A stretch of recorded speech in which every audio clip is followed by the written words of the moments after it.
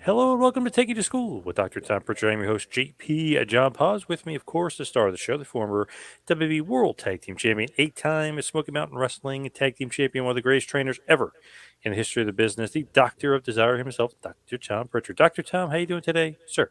John, I'm doing great today. We had a visit from a legend at JPWA this afternoon. Whoa, Superstar Bill Dundee was on his way to Charlotte for the gathering. He stopped by JPWA for promos, and a couple guys got in the ring and had a match for him. So it was a pretty good day. that's awesome. Was that Yeah, it planned was or awesome. not planned? No. I knew he was going to come through, and he decided to stop by and say hi to everybody and talk to him. It was great. Really good to see the superstar.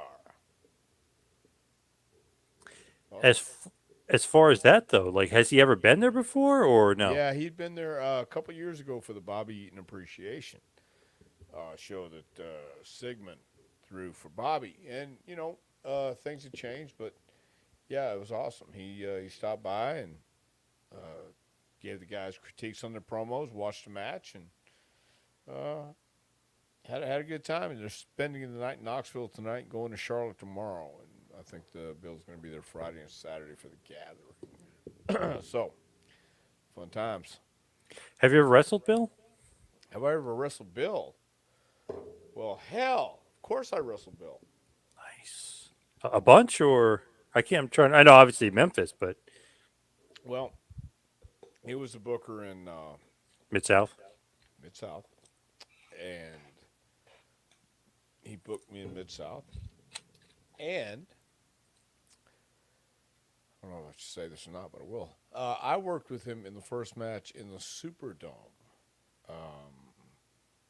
when Flair wrestled Terry Taylor, and it was rock and roll against Midnight. And I don't remember the whole card, but I just remember wrestling Bill in the first match in the Superdome. Wrestled Bill a bunch in Memphis and a few times in Louisiana. But yes, I've been in the ring a few times with Bill. Ibsen says hello. Hello, Ibsen, Ibsen. always good to hear from you, Ibsen. Yes. Yes. From Christofferson. Hi, I sent you a message. Please respond to the message. What was the message?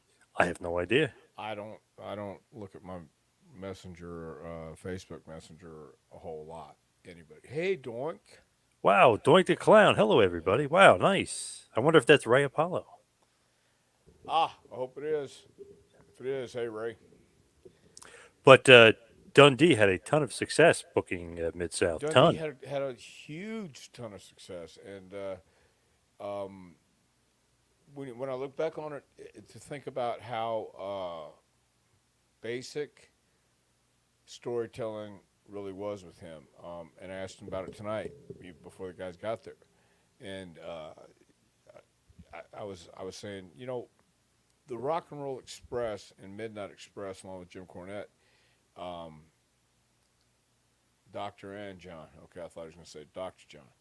But anyway, the success he brought to Mid South using smaller guys, um, having the audacity to break records there, with guys who weren't supposed to. So uh, there's a legacy there, and I actually did tell the guys. I knew he was coming. I did tell the guys earlier in the week, if you want to see something about Bill Dundee, watch the Dundee Lawler Loser Leaves Town match, because it's all the drama. They both they were equal. You know, they were the perfect opponents for each other. They just had a chemistry. Also, there was a time where they had a hair versus hair match, Lawler and Dundee, and Lawler won. Dundee got his head shaved. They came back the next Saturday, and Dundee put up his wife's hair this time in a hair versus hair match. And Lawler won again, and they shaved Dundee's wife's head, and the women were crying. I mean, he was part of some very infamous angles. I think I believe it was Lawler and Dundee against the Moondogs with the Tupelo concession stand match. Was that Lawler and Dundee? It Yep. was the Moondogs. Okay, so he was a part of a lot of famous Southern uh, folklore matches, I guess. And I like when anybody stops by just to uh, check out what's going on today. And the guys who worked tonight was their second match. They had a first match last night.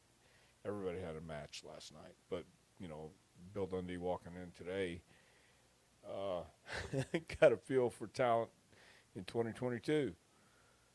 It ain't Nice. yesterday I no like more, that. John. Yeah, I like that. Yeah. Now, speaking of legends, Bill Dundee obviously is definitely a legend. Ric Flair had his last match over the weekend. And Yeah. so Ric Flair obviously is retired. So now Ibsen's saying, why weren't you front row with Undertaker, Brett, and Mankind if you were in I was in the Nashville? back producing the show with Road Dogg Scott and Kiz Arney and Bubba. So I was in the I was in the back helping out, directing traffic. Thank you, Ibsen. How was it back there? Uh, it was a good environment. It was all about Rick that night, and everybody knew it. Um, and it seemed like there were a lot of people in the back, especially at the end. Uh, and it was in an unusual way, but it was a good way because there was a lot of people there that you didn't expect there, and there were some people who weren't there that you'd expect there. So it was a good time. It really was. Um, so if you watched the match, you saw it, and uh, but Rick was he was in good spirits afterwards when he came back. He was. I don't think he was as emotional as people thought he was going to be at the end of it. So if that makes any sense, you had Brett and Undertaker in the front row. You had Mick Foley there. You had people, and then in the back, you had other people too that were there. It was kind of cool. It was a historic event, good, bad, or indifferent, and a lot of it was really really good as far as the vibe going around, and you're looking around saying, "Well, this is kind of cool because people are here for they weren't there for Steamboat Flair, they weren't. They knew that, but I thought Jeff and Jay Lethal actually did do a hell of a job going out there in the beginning, especially with Jeff taking the beer and throwing it in the guy's face. Any other time, that would have been off limits. No, man, if you ever again, well, there wasn't going to be any again. So there was your time to do it. When Lawler stood up and slapped Kaufman, that wasn't going to be brought up again. So that was memorable for me, and the people were already on their feet and a buzz and all that stuff, and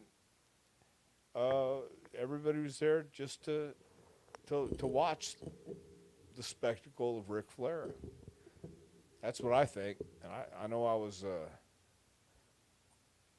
No, I said hi to Rick backstage, and that was it. He pretty much stayed away from everybody all night, I think, and stayed in his room, because he had a lot. I'm sure he was just into that moment, thinking about that night. So, as well he should be. But overall, I thought it was a great night. Went and met Sin.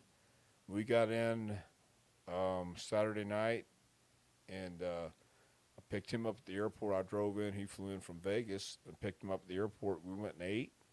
Then we went to had a production meeting that night, Saturday night, and just hearing the lineup, looking at the lineup and the different companies. I knew there were different companies on there, but I wasn't sure. I didn't know how many, and so it was, I think, All Japan or New Japan.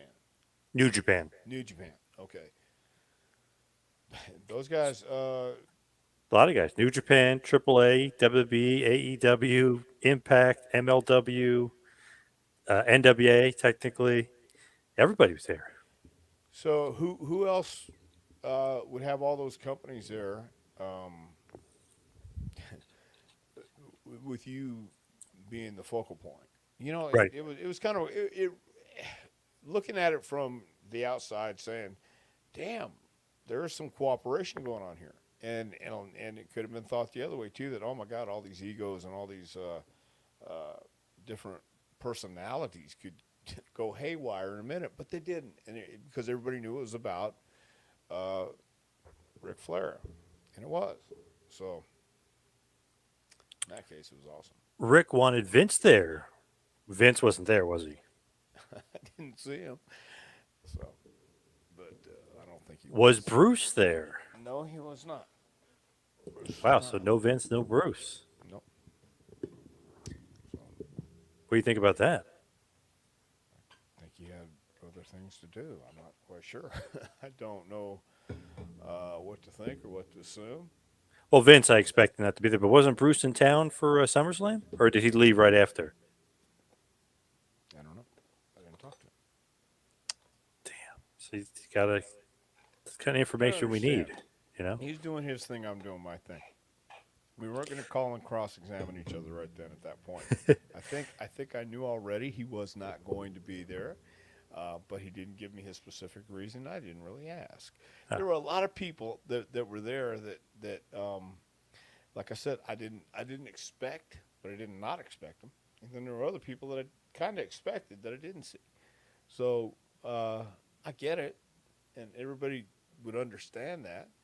But from my perspective, I had the first match with Narita and Yuya, and I stayed back there and pretty much sitting back there watching it from the monitors and backstage where everybody was coming in and going to the ring. I watched the Rock and Roll versus Pillman and Arn Brock outside in the arena to get a feel, for the buzz.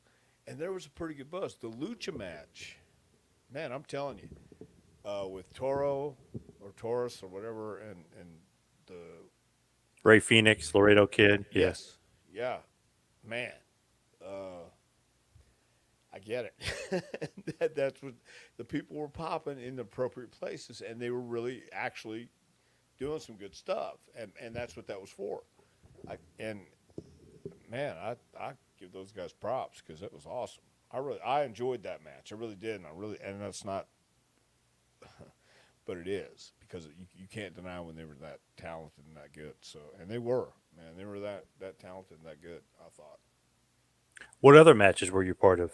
Killer Cross and Davy Boy? Killer Cross and Davy Boy, and the Impact triple threat with the ladies uh, right before the main event. So, man, I think everybody approached it the right way and came out and were happy to be a part of it, and it was an overall really good good feeling to be a part of it. I guess it was great to see. The good thing I think is it was great to see some people I haven't seen in a while that I didn't even know I wanted to see. But then you see him and you go, damn, I'm glad I got to see this guy for a while. I saw Joe Gomez from Tampa for the first time in a long time. And he's a guy, he's friends with a lot of people. And always a good guy to see, always a good, you know what I mean? It was a good feeling to see him. It created a good atmosphere, and it was good for my my thinking about when people pass away and stuff, because you want to make sure we lost a lot of people along the way. And this is what I'm thinking of these days. I'm not trying to be morbid, but you don't know when you're going to see somebody next.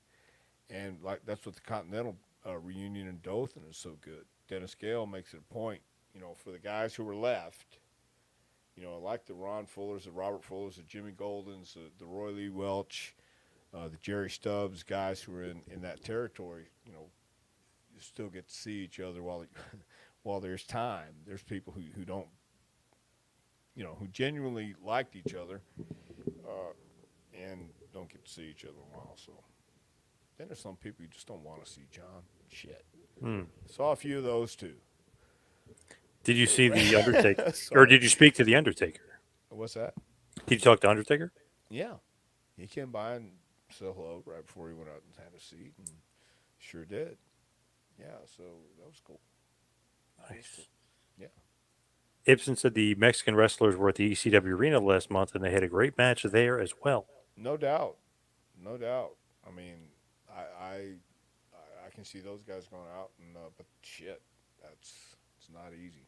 So that's why I give me more props because it's great. Doctor's Phil name, says good evening. very nice. Hello, Hello, John, Phil. Dr. Tom. Cool. So let's change gears. Let's talk to the topic at hand, which we want to talk a little bit about Barack Lesnar, the Beast. Did you have any input in the training of Brock Lesnar? That's what I want to know. Where'd you first meet him? Where'd you first see him? I first met Brock in OVW. Uh, always talked to him, but I didn't have any hand in hands-on training him. When I would come, it was Rip, usually Rip running practice. Danny would too, but Rip running practice. And Brock was I would say Brock was a natural too right off the bat as far as understanding what this was. Kurt Angle understood what this was from the beginning too. So and Brock was that um, caliber of athlete too. I knew his stuff and he understood this was what it was. But as far as hands on and getting in the ring and even I would watch him train, but he was he was talented from the start. I know that, and he did that. He could do that. Is it the shooting star? Shooting star Yep, press. shooting star press. Yep. Yeah, he wanted to do that early on, and that was something that finally, I think after doing it a couple times, Danny and Jimmy both said, "Hey, you need to. It's okay to be able to do that, but you need to save that for when it's special." So, but no, I didn't have a whole lot of input with Brock. What a freak athlete, though, to be able to do that and be that big. You know what I mean? And be that's amazing. Well, it is amazing, and then that's why he was special because he wasn't just doing it to do the move and being rigid with it. When he climbed up there, he was climbing up there with purpose, and he could do it pretty damn good. So he made it look good, as big as he is, especially, and as agile at that size as he was pretty damn impressive. And that's why he is that guy. He's that one guy today. I think there's other guys who have authenticity with him, but he's that one guy who's unpredictable and dangerous. He sends off that danger vibe that at any minute, if you cross the line, he would kill you. That's the feeling I get. So, and whether he would or wouldn't, nobody should know. Nobody should ever find out. But it's just that aura that he sends off that you understand at any time he could hit you with the elbows and he could do some damage and leave you wounded severely. And he's real. He's that guy, and I think he's always had that perception about him. And if You not, he remember? should have. Do you remember a couple of years ago when Braun Strowman like kneed him? I don't know if you remember this. They were literally in the middle of the match, and Strowman kneed him, and he got up and he just gave him a quick little jab Yeah, shot, and he said, yeah, "Slow the fuck down." right. Yeah, I remember that, and that's the only solution to that, because otherwise it would have been a freight train keep gaining momentum instead of just whoa, stop now. Nobody wants to get hit or stiffed. I mean, you're gonna do enough wear and tear as it is, and big guys falling down is a lot different than a smaller guy. You're taking a lot of punishment. So, rightfully so, Brock's he doesn't want to get hurt, so don't hurt me. I won't hurt you. But you got to go out there. You're gonna feel it as it is. So yeah, no doubt. He's just telling him to slow down. He wobbled the big man. It was just a little shot, but he wobbled him. You could tell.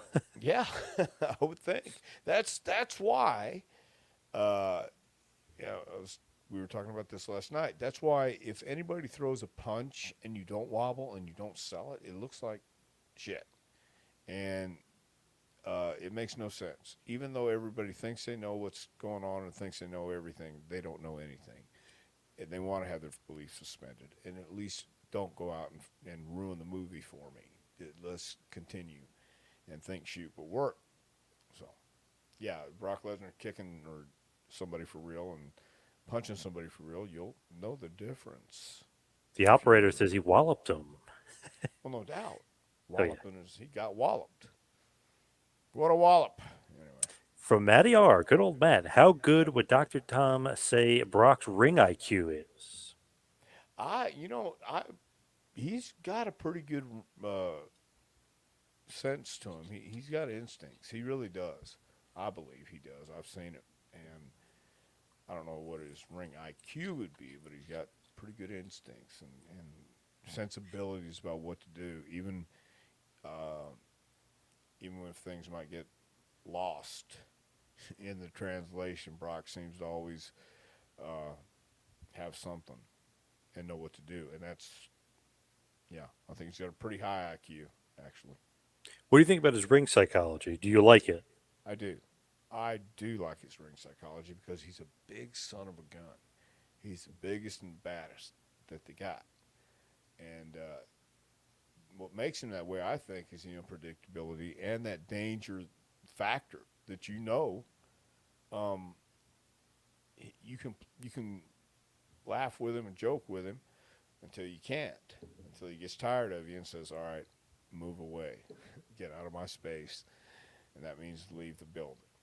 Um, he's that guy because he can turn on a dime, and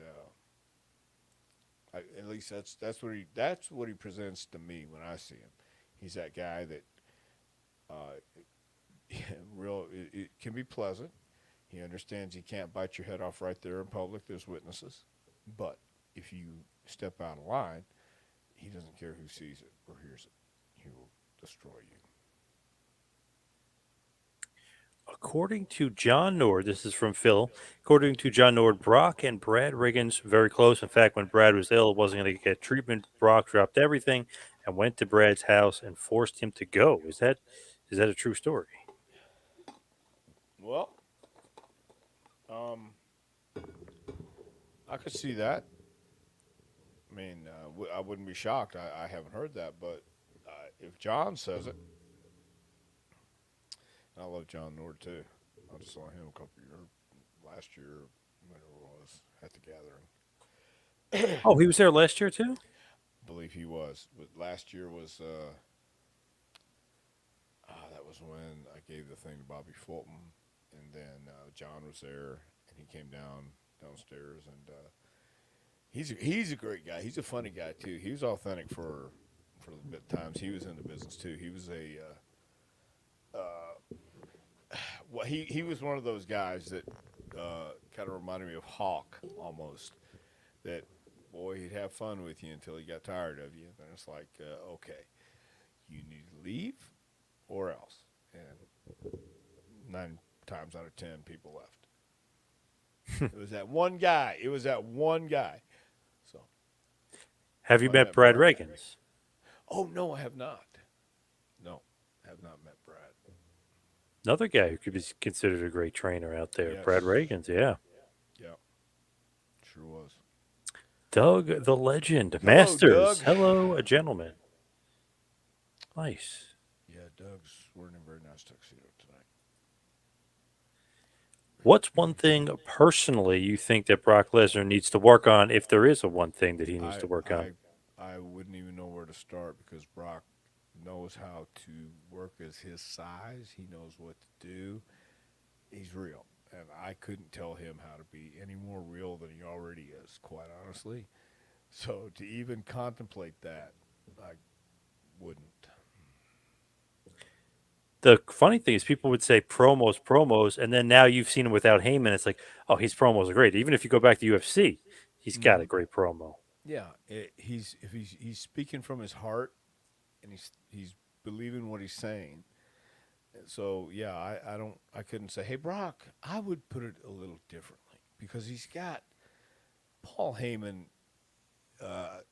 Is one of those guys that can see people and know people better than they know themselves, and he can direct you that way.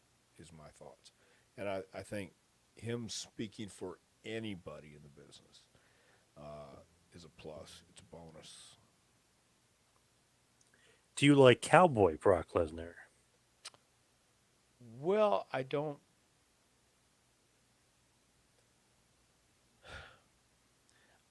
mind it because I think that's Brock. Um, he's a cowboy and he's a butcher, right? He does the meats, Yep. so that's Brock, uh, who just happens to also be a wrestler. Have you ever noticed a lot of the guys? Well, maybe you haven't, but some of the guys in wrestling were farmers and worked on ranches and stuff like that, like the Funks, like the Fullers, the Welches, um, uh, the guys in Alabama, or Eddie Graham, stuff like that. I mean, for some reason, you got those kind of cowboys who are the real deal. And Brock from Minnesota, or he's from Minnesota, right? Yeah. Did that wrestling in the cold, and that environment, that climate, uh, does one or two things to you: makes you tougher, or just kills you.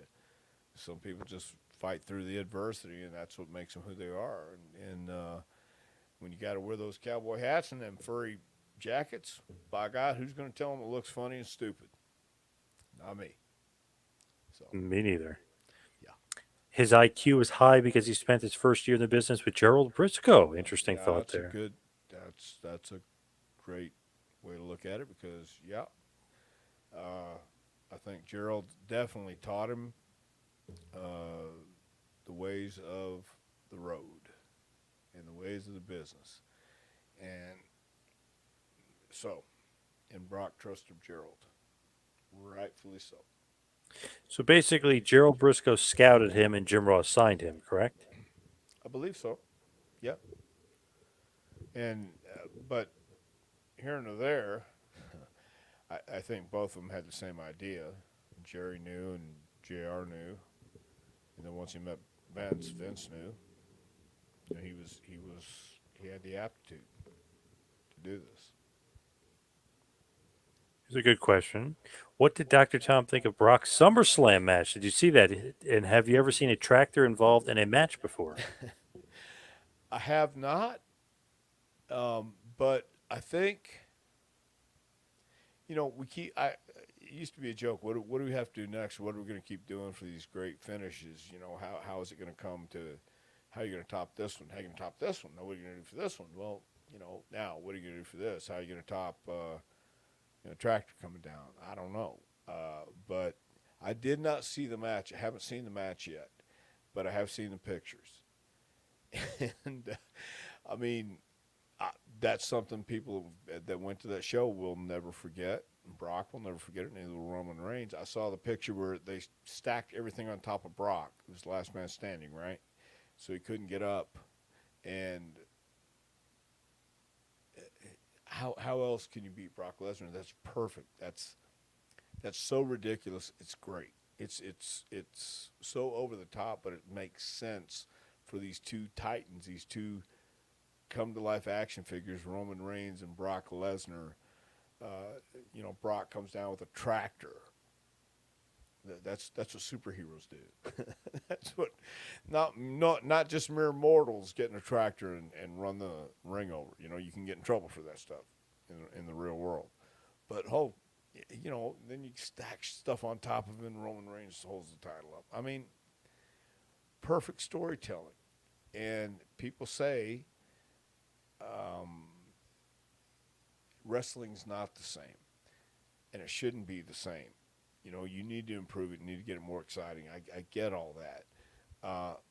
But a guy that I think, come to think of it, this is a great example of how a guy as authentic as Brock Lesnar understands the show business part of what he's doing. This is the art part. This is the art form.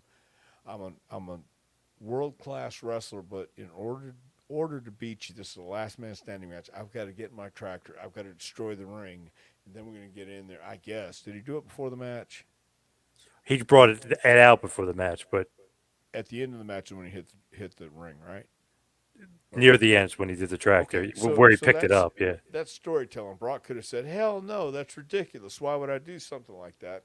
But instead, he said, "No, that's great. That's awesome. I'm going to make it even more awesome because it's having fun and giving people memories along the way." So uh, that's a great. I think if anybody else did that except Brock Lesnar, nobody would care. Um, Yep. so Phil says next time he's going to bring a cow with him as a weapon. Well, by God, he's great at cow tipping, so he can he can damn sure bring a cow. I don't think you have any trouble finding one. The Right Honorable says Brock never took it out of first gear. That is true. Craig Well, asks, did any other wrestlers think less of Brock for sleeping with another wrestler's woman, aka Sable and Mark Merrow? no, I have no knowledge of that, so I don't know. I don't know what they You thought. didn't? Oh, you didn't know about that? Well, no, I knew about that. I said Oh, you're asking me, did other wrestlers think yeah. less of Brock? I don't know what they thought of Brock. Um, I think whatever Brock did, and it's a two-way street. Whatever Brock did and whatever the other person's wife, oh, Sable Merrill, whatever they did, they both did it. So why would you think any less of Brock? I don't think he was forcing himself on her. I don't know. I don't know what the other guys Jason thought. says, didn't Kurt Hennig find Brock Lesnar? Originally, I heard an interview with Hennig about him, how he helped train him in Minnesota. Possible. I mean, I really don't know that either. It could be. Kurt might have known him first and turned Jerry onto him, or WWE. Could be. I mean, not out of the realm of possibility. The Right says Brock was a known quantity, while at the University of Minnesota, he was about as big as he is now. I think Yeah. Gerald Briscoe, he's probably on his radar anyway. Well, I mean, he's yeah, probably on no Hennig's doubt. radar too, but he's definitely on Jerry's radar. But a guy that size with that look and personality, he would have to be on the radar somehow. And because Jerry knew everybody in the colleges too, and the coaches, he probably wrestled them and coached with them. So by all means, that makes perfect sense. He also says Sable and Arrow had some issues at that point. Well, Yep. I think if somebody strays in marriage, there's issues. I believe Yeah, that's a telltale yeah, sign right there. yep. Mark actually, I've interviewed him before, and he's talked about issues and how they were still together, they were still married, and he found out she was cheating with Brock, and Yeah, obviously he didn't do anything about it. He said Brock would have probably killed him, even though he was in the right. wrong technically. But he said Brock would have killed him. Yeah, but I mean, it not only happens in life, I mean, or in show business, but it happens in life. And normal people who don't have uh, who don't have the extra added pressure slash stress in wrestling, with you're being around good looking in shape people every day. Uh, you know what? It sounds terrible. But what do you expect? Um, if you're living under a rock, then okay, I get it. But if you're not, then what do you expect? And if you don't have issues, I mean, if you love somebody and you're married to them and you're committed to them, well, then, if that's true, then you wouldn't stray. But if you're in the land of Eden and the snake comes up to you and says, hey, it's going to be a lot more fun over here than sitting in your room alone tonight, unless you're just an exceptionally strong person, you're not going to do that, or you're going to do that. So, Here's an interesting two-parter for you. oh, okay. Personally, what match do you want to see him in that he's never been in before? Lumberjack match, strap match, dog collar match. Interesting. Well, okay, lumberjack match. I don't know if that would be that exciting or why I would call for it. Strap match, I get it, but dog collar match, I don't really know. I I think what gets Brock over with me is the the realism and the fact that he is who he is, and he's not playing a part. He's just turning up his personality, and he's just, uh, for instance, when I talk about instincts, you don't have to tell him how to move in the ring. You don't have to tell him to keep his hands up. You don't have to tell him where to be. He knows instinctively where to be and how the story should be told, even if it gets lost.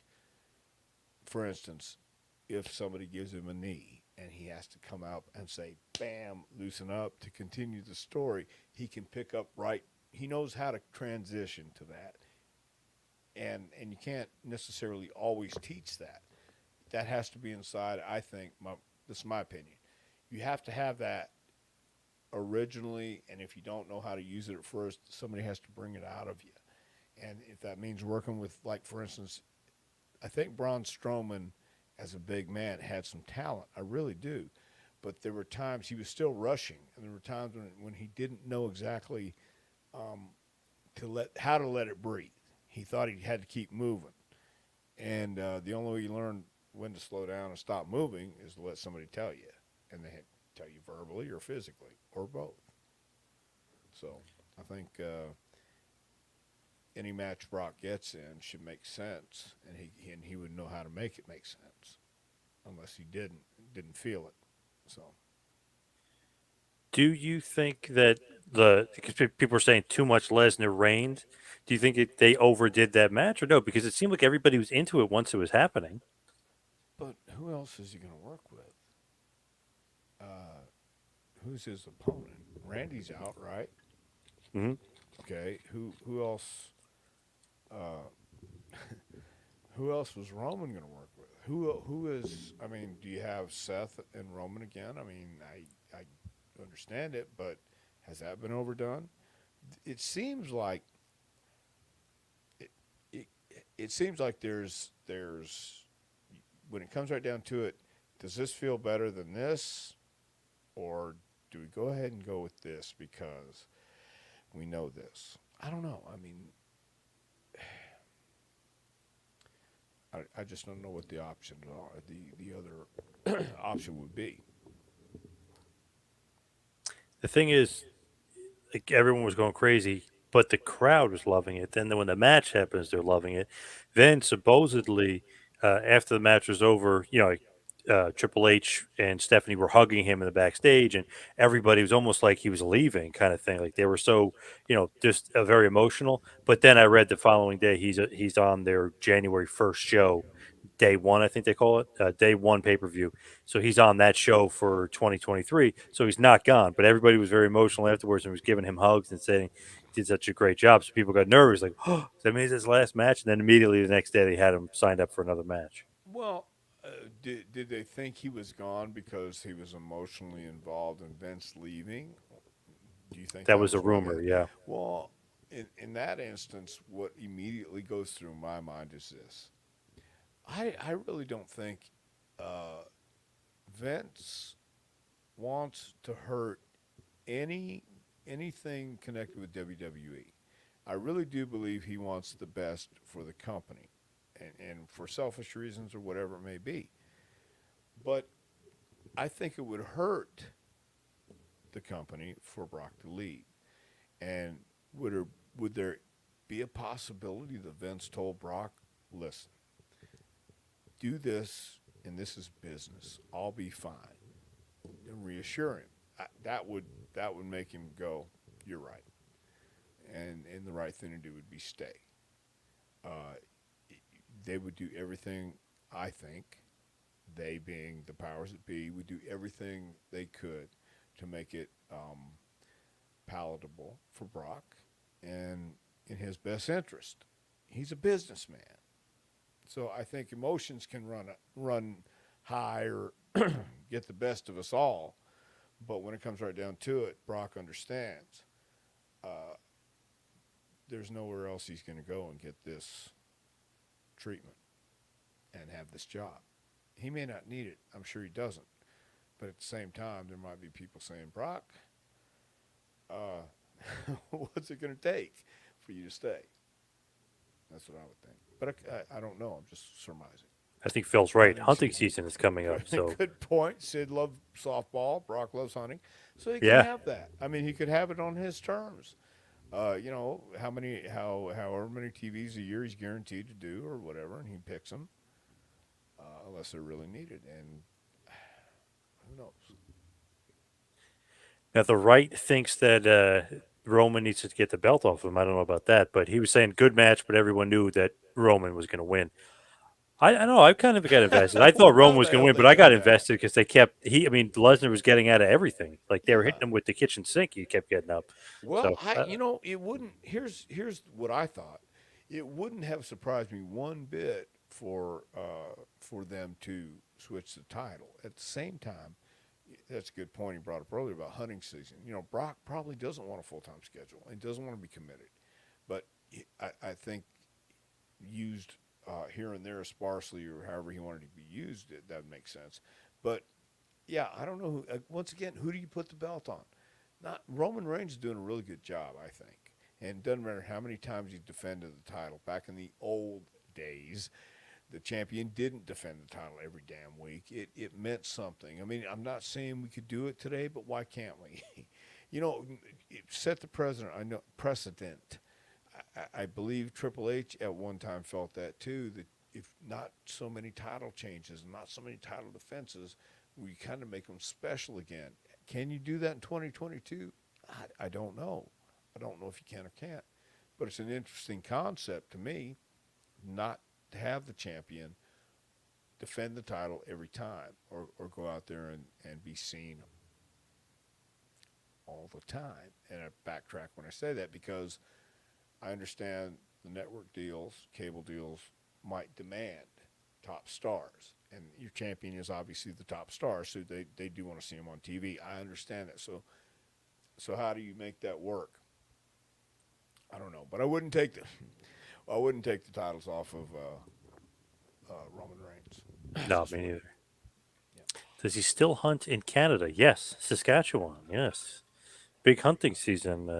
It's coming up soon. He'll be in Canada hunting. I believe it's Saskatchewan. Well, again, if he has earned that status where he can call his shots, and I believe the company would want to work with him no matter what. He should team up with Shelton Benjamin eventually and fight the Bloodline because he teamed with him before, and obviously they enjoy teaming together. OVW Tag Champ. Uh, that would be interesting. Him and That would be Shelton interesting. together. Yeah, I thought that would be an interesting matchup. So you never know. What about Roman and Brock teaming up? What about those two? Be like That'd the be Mega Powers. They could kill everybody. that you sure would.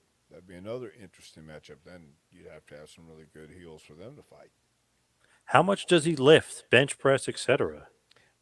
The last I heard, it was 4,348.9 million pounds. I don't know. It was funny about like some of the guys, like they say Cena, oh, he's so strong in the weight room.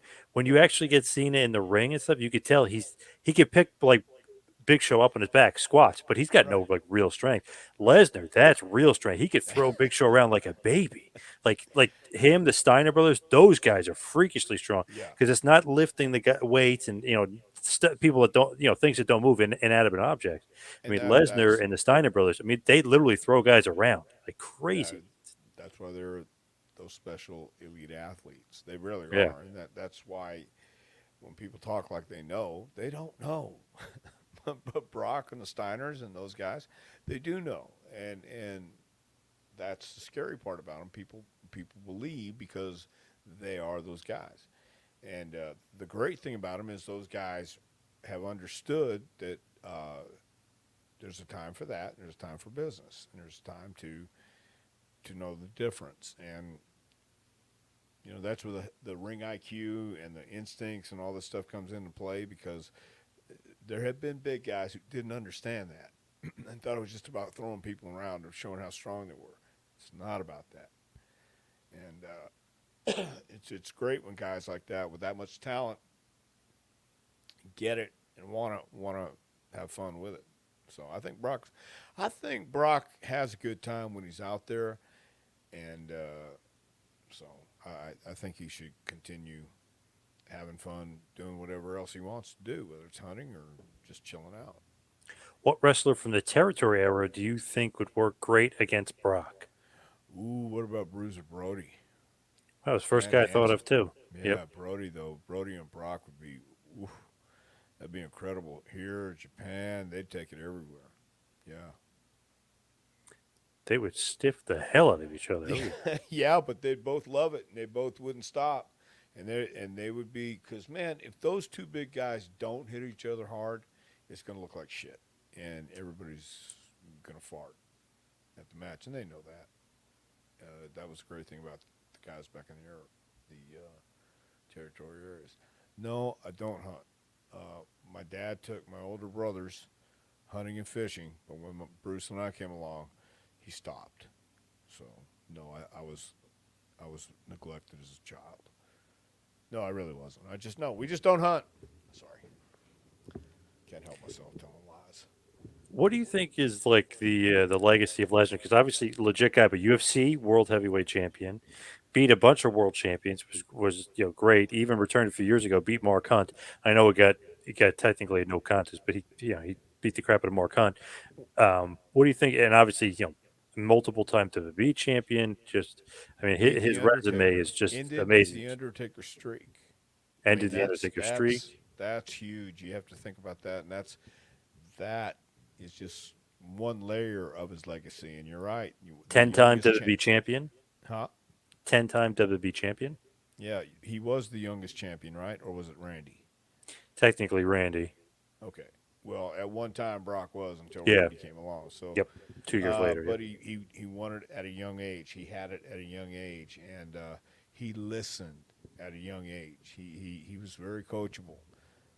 And what I mean by that is the guys he was in the ring with, and they were talking to him, and outside the ring. And I think, regardless of what anybody says, he got a great education in OVW. He really, really did. It was a place where he could get his reps, and he may not have felt like he belonged there.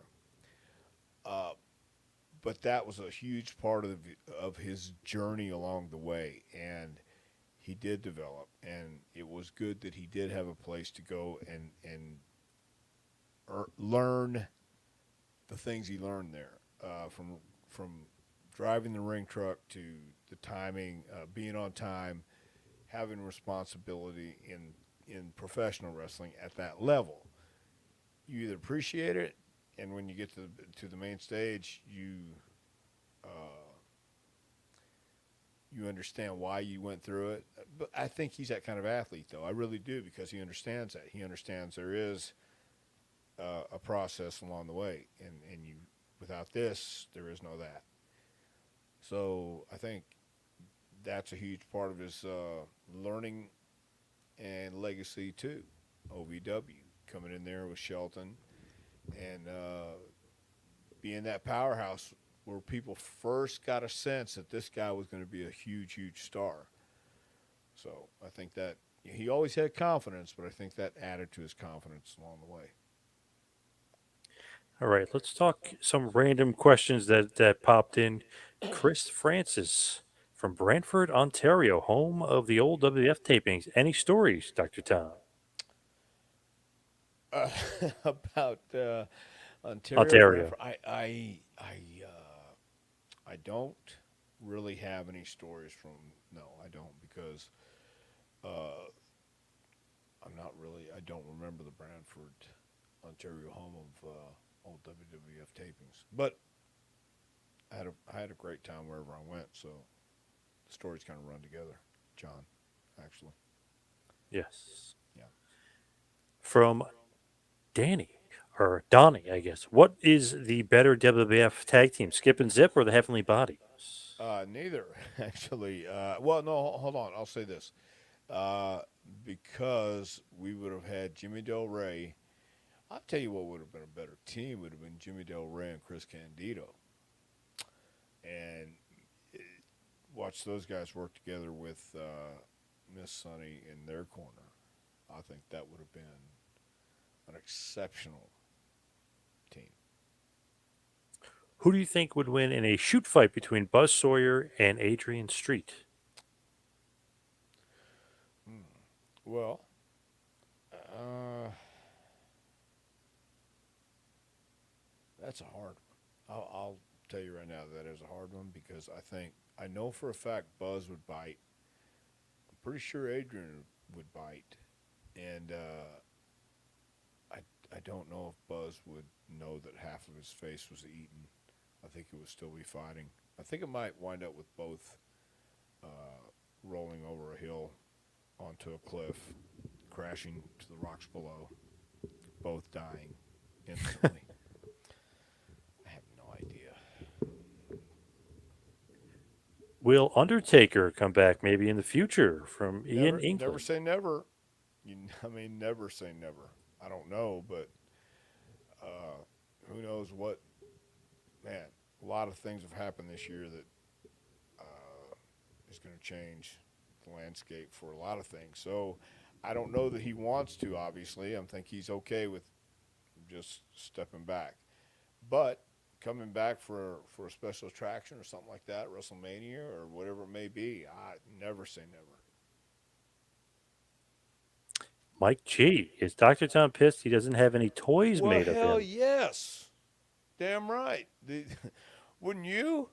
I mean, they took everybody, and it was one of those things where, all right, I get your message. So, what do you say? And yeah, yeah, I was sure pissed. Soon, though. You'll have them soon. Well, if we ever get them from China, Oh, yeah, they're we'll have supposed to to. be coming soon. Yeah. Yeah, but shit, yeah, man. I mean, hell, The operator says the heavenly bodies. He'd picked them, by the way. He remembers Jimmy, the obviously Gigolo, Jimmy Del Rey, with that Gigolo awesome was yeah, dance. Gigolo was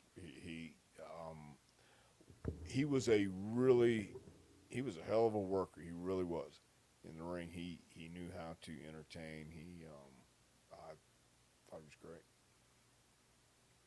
Mikey Mack, Heavenly Bodies versus Steiner Brothers at SummerSlam, a '93 classic tag match, one of my favorites. Any memories of that, Dr. Tom? Thanks for entertaining. Thanks, Mikey Mack. Uh, yeah, I thought that was a really good match too, and the Steiners were great.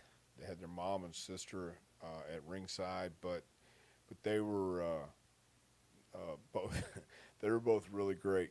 Yeah, it was a good match, and we worked with them a couple. Oh, shit, man, we worked with them in Smoky Mountain a couple times, and they were always great. Yeah, a lot of fun and good matches. We Scott brought his dog to Knoxville, um, and it was us against. I'm pretty sure it was Knoxville. It was in Smoky Mountain, but it was that he brought the dog, and Jimmy was terrified of the dog. It was a pit bull, I think, and Scott was having fun back in the back, messing with the dog, and Jimmy go into the stall and stand on the toilet and try to get away from the dog. Yeah, lots of fun, right? Well, we're at ringside, and the dog comes, with the Steiners and stuff. We sell it and get out. During a spot, uh, Scott bumps me out. I roll outside the ring, come right around in front of the dog. The dog jumps up and nips at me.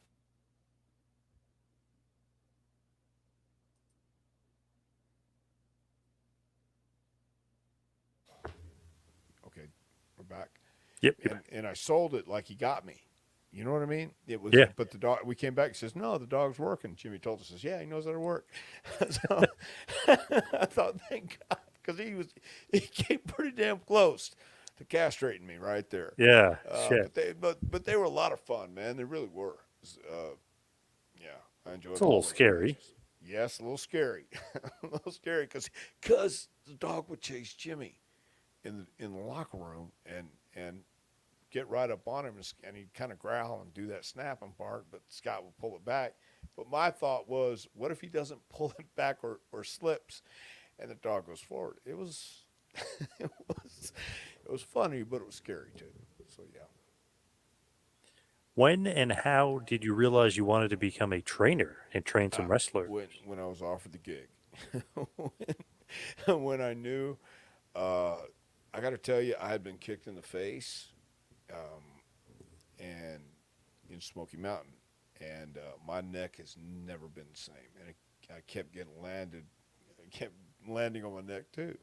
So it was time to find a way out of the ring. I knew that, and it was at the right place at the right time, and it was offered, and I said I would love the opportunity. How many more years do you think Brock will wrestle? He's 45 right now. Wow. As long as he wants. I really believe that. As I couldn't even tell you. Well, I wouldn't even know what to think. Is I would just say Brock can do it as long as he wants because he's one of those guys that he. I'm sure he feels some injuries and nagging stuff, but uh, he's that elite athlete. Have you ever been ribbed by Marty Jannetty? No, no, I haven't been ribbed by Marty. Thank God. Had no, I haven't. Lucky you. When is the next time you'll be producing backstage for a wrestling promotion? At the end of this month, I'm going to St. Louis with the NWA for the weekend, and then we have 3 days of tapings in Nashville. So that's an adventure I'm about to embark on, which I'm looking forward to because some of the guys I've known for a while are there. Aaron Stevens, uh, Tyrus, Trevor Murdoch, Robert Anthony, uh, my God, Tom Latimer. Uh, so a lot of really cool guys uh, that we're going to see how it goes. All right, let's talk about your book, A Pro Wrestling Curriculum Advice, Suggestions, and Stories to Help the Aspiring Pro Get to the Next Level. Like Tom, where can you get this awesome book? You can get that awesome book at jpwrestlingacademy.com. Hit the front page. It'll take you, or hit the training gimmick on the top. It'll take you to the front page. You can get the book. You can find out how to join JPWA, fill out an application, find out what we're doing, get our schedule. We are in week 5, John, of the summer class, coming up on the fall class. That's a 10-week session, and that's the last class of 2022. So if you go to jpwrestlingacademy.com, you can find out our schedule, find out how to apply, and find out some other stuff about Patreon on there, too. Nice, good stuff. Of course, you can follow me on Twitter and Instagram at Two Man Power Trip. Check out the website, tmptempire.com. You can follow Dr. Tom on Twitter at Dr. Tom Prichard. Also, go to Pro Wrestling Tees, prowrestlingtees.com. Visit the JPWA store or the Dr. Tom store. Love the Wanted Dead or Alive shirt. That is a good one. Awesome. Yeah. So, and we're plugging along, man. Like I said, we're about to finish up our 5th week. So we're at the halfway mark, and these guys are doing great. I mean, they've been sweating and not quitting and doing a hell of a job. Proud of this crew. Matty R says, thank you, John Paz. Dr. Tom, another great podcast. Thank you, Matty R. Nice. Thanks, Matt. Anything else going on with That's you? it. That's it. The end of the month, going with the NWA. Looking forward to that, and that's about it for right now. All right. Good stuff as always. Thank you, everybody, for all the questions. And thank you, everybody, for listening. We'll be right back here next week for a little Take You to School with Dr. Tom Pritchard. We'll see you next week, folks.